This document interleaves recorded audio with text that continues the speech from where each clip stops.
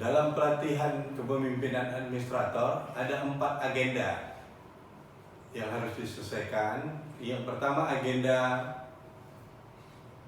kepemimpinan Pancasila dan nasionalisme, agenda kepemimpinan kinerja, agenda manajemen kinerja, dan aktualisasi kepemimpinan. Saya memilih agenda yang ketiga, yaitu manajemen kinerja dengan mata pelatihan akuntabilitas kinerja. Selanjutnya,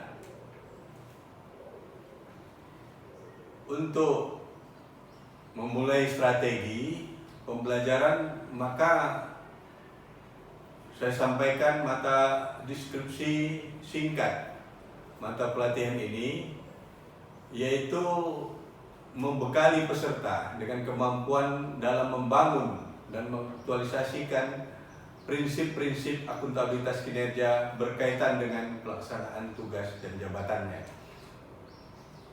Selanjutnya, tujuan pembelajaran pada mata pelatihan ini adalah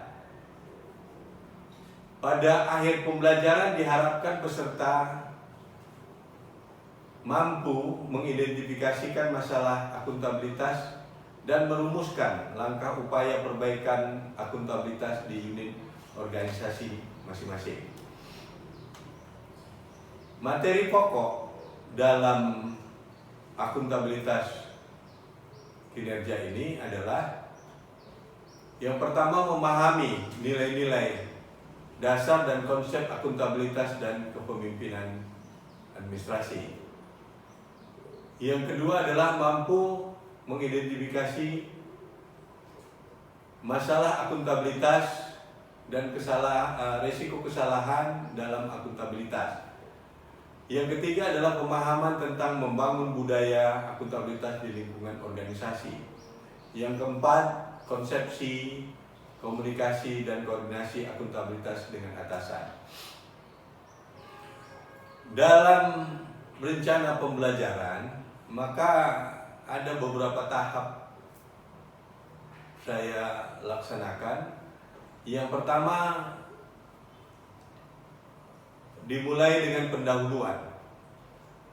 Dalam pendahuluan ini yang ingin dilakukan adalah melakukan perkenalan. Yang kedua, dengan berkenalan dapat membangun semangat peserta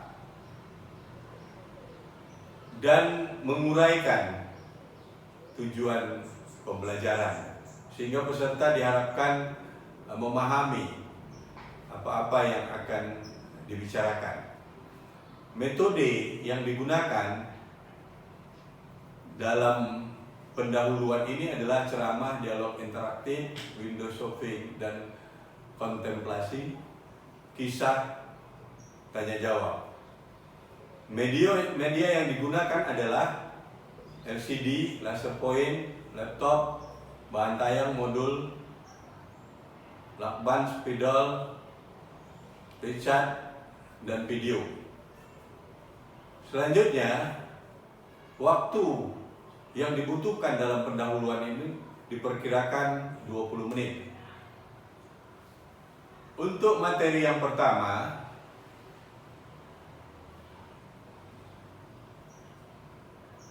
saya akan menjelaskan pemahaman nilai-nilai dasar dan konsep akuntabilitas kepemimpinan administrasi, yang di dalamnya ada sub materi pentingnya akuntabilitas dalam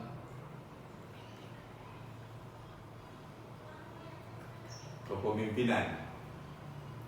Memahami prinsip dasar akuntabilitas. Pemahaman tentang pentingnya akuntabilitas dalam kepemimpinan, peran pemimpin dalam akuntabilitas, dan untuk ini sama menggunakan metode ceramah tanya jawab, resonansi jiwa, kerja kelompok, dialog interaktif, diskusi kelompok. Media yang digunakan LCD, laser point, laptop, bahan tayang, modul, lakban, spidol, Richard, dan video. Waktu yang digunakan dalam materi ini adalah 90 menit. Selanjutnya adalah mengidentifikasi masalah akuntabilitas, resiko dan kesalahan dalam akuntabilitas. Dalam hal ini sama, waktu yang digunakan 90 menit.